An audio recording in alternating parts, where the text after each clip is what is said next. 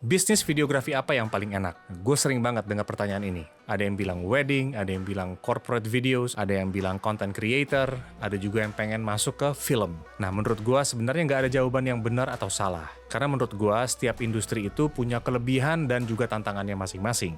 Tapi kalau lo tanya ke gue, saran gue jangan memilih industri cuma gara-gara orang bilang industri itu yang paling cuan, yang paling menguntungkan. Dan jangan juga milih karena industri itu yang lagi ngetren. Tapi, lebih baik lo kenali dulu cara bermain di industrinya. Baru lo memilih mana yang paling cocok sama lo.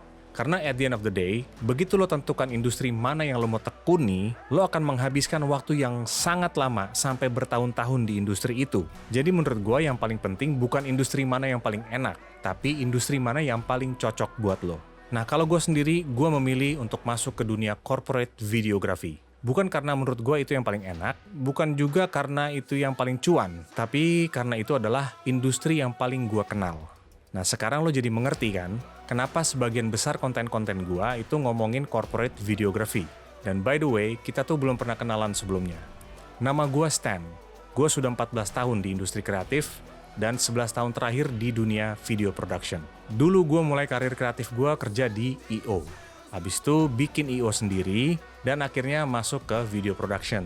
Gue juga pernah nyoba jadi wedding videography, tapi akhirnya gue balik lagi ke corporate. Karena menurut gue, disitulah tempat yang paling cocok buat gue. Nah, itu sedikit cerita tentang gue. Sekarang, gue juga pengen dengar tentang lo. Tentang cerita lo. Lo mengambil jalur videografi yang mana? Wedding kah? Atau corporate videografi sama kayak gue? Atau film? Atau content creator? Atau mungkin yang lain? Nah, do me a favor, tulis di komen.